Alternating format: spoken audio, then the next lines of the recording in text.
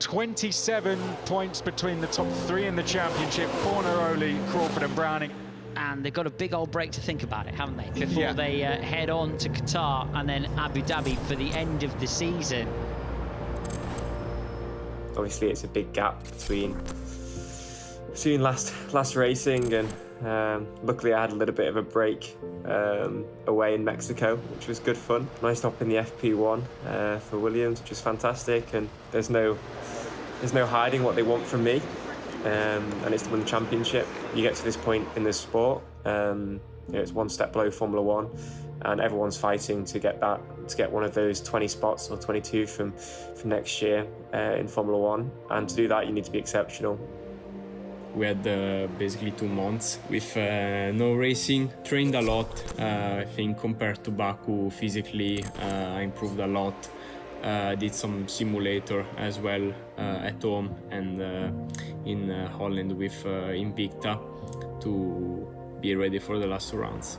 Of course, with my recent announcement, I head to Las Vegas with Aston Martin as well. As third driver for next year, I'll be there doing, a lot of PR, media, all that jazz, and then in between Las Vegas and Qatar, I'm going back to England for simulator session, then Qatar and Abu Dhabi back to back. I've been up to a few things. I went on holiday to Florida, and I think normally I'm someone who I think during my off seasons hasn't really got up to a whole lot. I'm a bit not so busy with racing, so I want to get back to it. Looking at 26 and maybe beyond, this is a very important topic at the moment. I think already many drivers are looking what their plans are, and that's also the case for me. I've been super impressed with these two. Welcome to Formula 2, Leonardo Fornaroli and Luke Browning. This year's been a good year in total. Coming into the year, my first year in Formula 2, to be sat here third in the standings, going into the last 2 rounds, with a fight with an absolute chance of the title, I'd have snapped your hand off. I didn't have many expectations at the start of the season because, I won last year in F3, but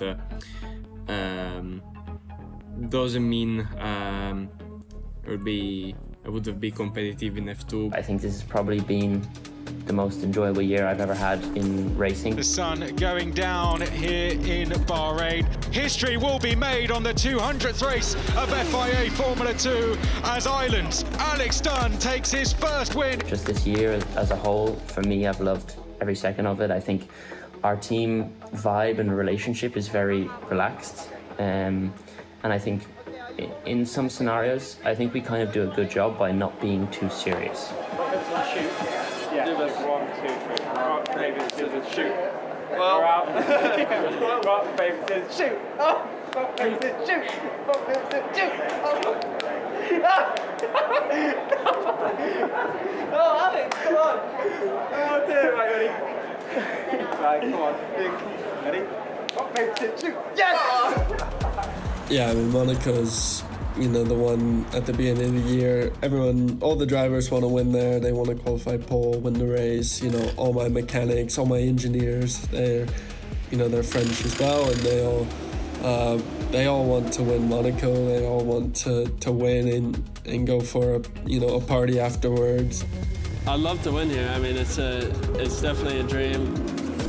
And we are go for the feature race in Monaco. A great launch from Victor Martins. Is he going to take the lead from Alex Dunn? Oh, contact between Victor Martins and Alex Dunn, and there's a pile-up into turn 1. Huge incident in the Formula 2 feature race here. Bogdanovic in the wall. Oh no. This has worked very, very well for Jack Crawford. Jack Crawford out front. This looks to be his day at Monaco. And it will put him right up to 3rd place in the championship. I feel like this year I got really lucky to win. I didn't start pole, started 7th, won the race by obviously a big crash at turn 1, which I got through, and then good timing and execution during safety car period, and ended out in 1st. And Yeah, it was a crazy day and one that I'll remember forever, you know, being one of the luckiest moments of my life, but also one of the best for sure. It will be a return to the top step for Richard Verschoor. Yes, mate, you did it again. Fornaroli takes the podium place. Leo, of course, is leading because he's been so consistent during the year that even at the moments where you thought, you know, he was not going to score, he still managed to climb up, and I think that's why he's leading. It was my first year working with an English team, so I didn't know what to expect, but since the first day I felt amazing with Invicta. I'm grateful I stayed with them. Out front, it's been 4 years in the making for Leonardo Fornaroli as he crosses the line to take the checkered flag. Leo Fornaroli, your winner of the sprint race.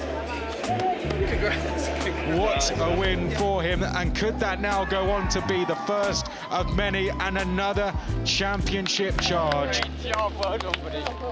Good job. Well, I wish we had a fully dry season this year because I think that would have saved me some points. If you look at, for example, Silverstone or Spa, where unfortunately we were just not so competitive in the rain, really struggling, and I really think I lost a lot of points there. But on the other side, I also must mention Monza, where I crashed in qualifying.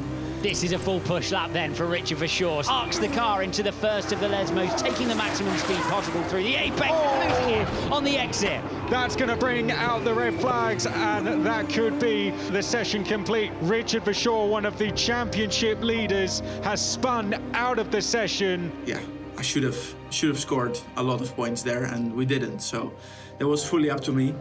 It'll be a first win in Formula 2 for High-Tech's Luke Browning. Back-to-back podiums here at Monza. Well done, mate. What a drive. Well done. We're looking for that domination weekend, I guess is probably the way to look at it. Monza was very strong, yet I don't think we dominated it, even if we did get pole and win the race. I think I'm pushing more than ever before to really stand out in these last two races. The key of this year was consistency. I've learned it from Gabriel when we were together in F3. He won the first two races of the season, and then he managed to always stay in the points, and he won the championship at the end with quite a lot of gap. So since last year, I changed a bit my approach to the race weekends and tried to be more consistent instead of risking everything for the race win. We had very nice weekends, but there were always some little mistakes. This is Formula 2, anything can happen. Leo's a great driver, but he's, not untouchable. He's, had a few incidents, like in the last race in Baku. Here we watch him going all the way down to turn one. Who's going to make the first move? Is it going to be the Italian Leo Fornaroli? Oh, it is! He's gone into the back of Alex Dunn, and Alex Dunn's gone straight on at turn one. Comprehensively binned, and that's just a pure misjudgment on the brake pedal. The first big mistake, really, we've seen from Fornaroli. I've done some mistakes that I could have avoided, but no, it's part of the game. The championship is very competitive. You always have to be at the limit to be in the front, so mistakes can happen. Every driver is going to be sat there going, I could have done something different here. Only if that didn't happen to me. Oh, we've got someone off, and that's an absolute disaster. The driver second in the championship. I feel like Baku, it just felt effortless. Jack Crawford to the line, takes his 6th win in Formula 2, and that a big moment for him in his title race. Jack Crawford for Dams Lucas Oil, winning on Grand Prix Sunday here at Baku, and he's made a big statement there in terms of going after this Formula 2 title in 2025. What a drive from the Aston Martin Jr. from pole position to the win. He's confirmed himself well and truly in contention for this Formula 2 title, and he'll take the fight all the way to the final round. There's no doubt about that. We thrive when there's a big break. I feel like I'm able to get on it straight away, and I feel like, you know, my team do a really good job at analyzing. Slightly difficult day for Fornaroli, recovered it somewhat. Very difficult day for Dunn. Not the best performance throughout this weekend from Richard Verschoor for whatever reason, so a lot of unopposed points there picked up by Jack Crawford.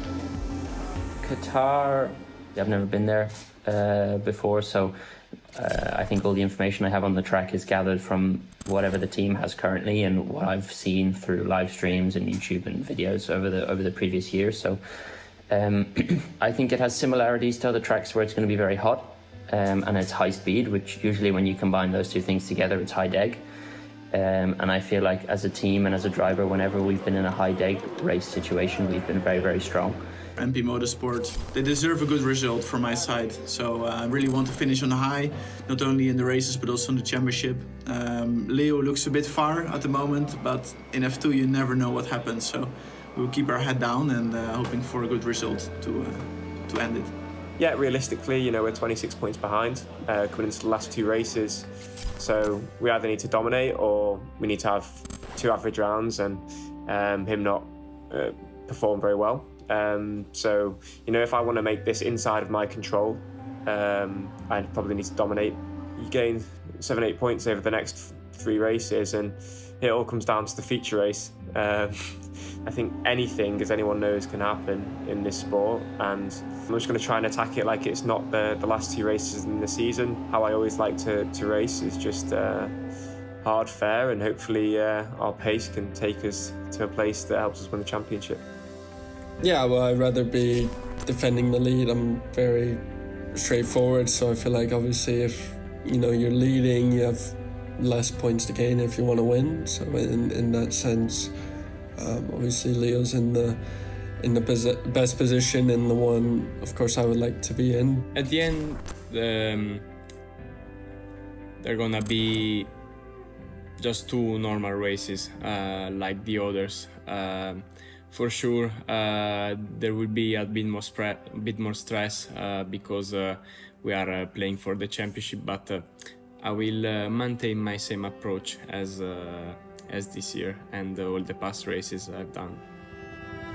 But there's a lot of racing still to go. Qatar, a huge challenge behind the wheel of these machines, and great to see such a tight championship battle rage on